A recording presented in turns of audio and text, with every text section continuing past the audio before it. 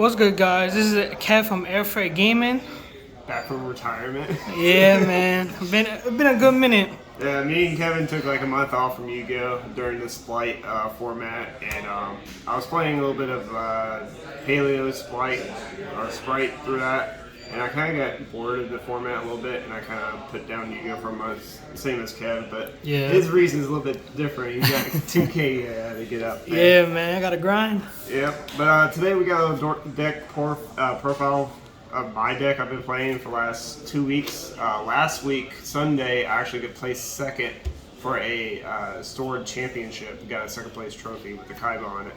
So we'll dive right in. Pretty brief. It is a little bit meta, but I got my own twist on it. You know how like my meta decks with twist. So Kevin will notice this deck too, because I'm borrowing a lot of his cards. So we're playing Tearlaments with a twist on it. So we got 3 of each, except for the Rhino Heart 2. Honestly, I prefer it too. It's a good normal summon, but I don't like the whole res effect to discard a card. Other ones are pretty good for milling and doing things, but I pretty much like to summon this and this most of the time. Merely and have this just to mill. This one's really good with another card in my deck, which I'm about to get to, for her effect to special summon and then discard a monster. So that's what I like about her. She doesn't have to be particularly a Tearlaments. So my twist on this deck, and you'll notice this from West deck for Hall, I'm doing my Paleo twist on this, guys.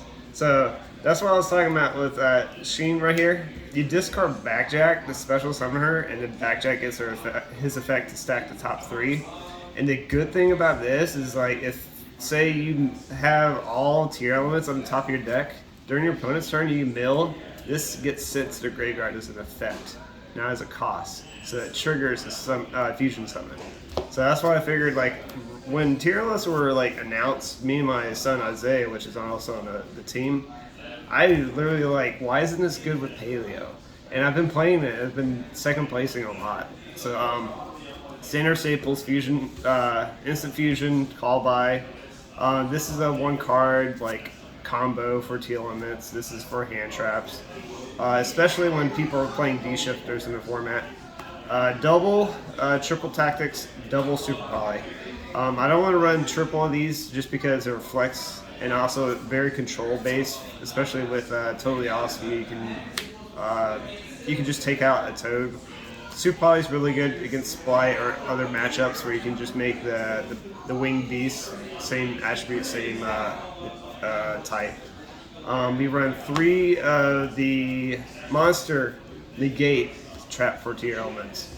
Again, you can send your monster off of effect, negate a monster's effect, and then if this is sent to grade, you can add a Tearlaments. The reason why I'm playing 3 is, again, we're playing the Paleo package. So 3 of each. So this is the trap send from deck. This is a Book of Moon, and this is a target 1 face-up card in the field at cost. And then you discard a card. So you discard for the effect. So you can discard any of your Tearlament cards, or you can send with Marmella your Tearlament card to gain Habits and just go off during your turn. And then you can use these guys as link materials, or you can use them for exceeds for like Toad or their exceed counterparts in the extra deck.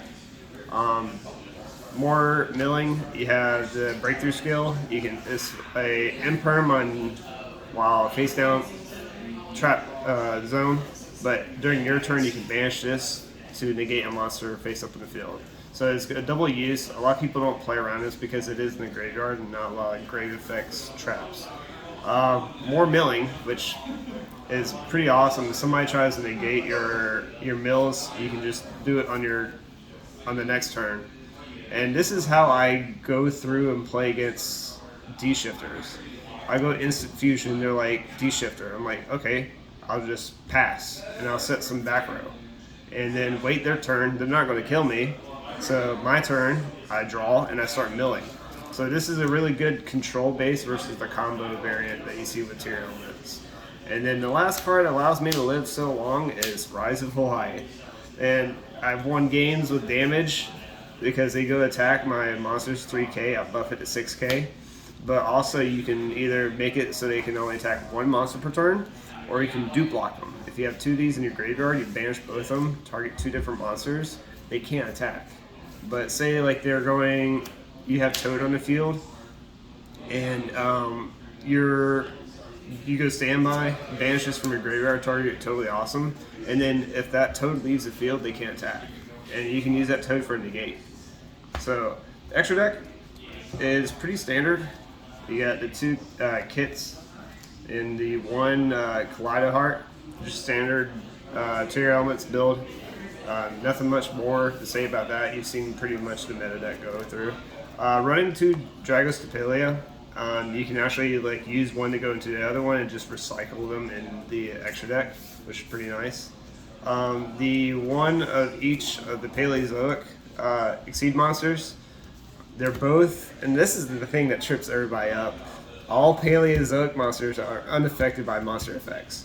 So I summon this guy, detach the material. If it has a trap underneath it, I can search a Paleozoic trap. People love to Ash and Bailey this, right, Kevin? Yeah. And like, so they discard their cards, like, okay, I'm negating your monster's effect, and I just pick up my deck and start searching. They're like, I negated it. It's like, it's unaffected by monster effects. And then you can use this for a link play, or you can overlay it for other things. You have the Almacarius, which is a Trident, but also if a trap you set goes to the graveyard, you can reveal the top card. If it's a trap, you add it to your hand. If it's not, I believe, otherwise send it to the graveyard. So it sends it to the graveyard for an effect, not for cost. So again, in Tearlaments, there's a lot of synergy. Got the Toad Boy. You play Paleozoic, so you can make them all day long. And then honestly, you can, whenever he goes to the graveyard to negate something, you can effect, add it back to your extra deck, and just make another Toad. I only play 1. And then what I usually like to do when I have Opabania and Toad, or any of my Exceed monsters, I'll attack, and then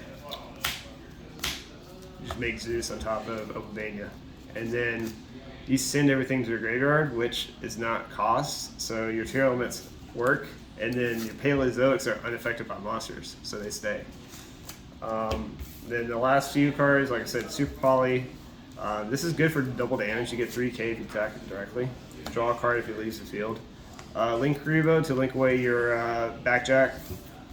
Then you have the Cambrosa. This is actually pretty good for either mirror matches or anything that you need to kind of get the back row away, because it could send any face down spell or trap card to the graveyard, and that's your side, their side, and then you can set a Paleozoic and activate it at that turn. And then while it's in the graveyard, you can banish it to protect your back row.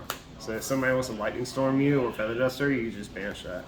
We have the Elf. Elf is pretty good against, you just summon your level 2, your Tearlaments, and start milling again. Or you could just summon your Toad if you have that set up. And then Underworld Goddess. I mean, this is pretty mediocre in my opinion. You have to really commit a lot to use it.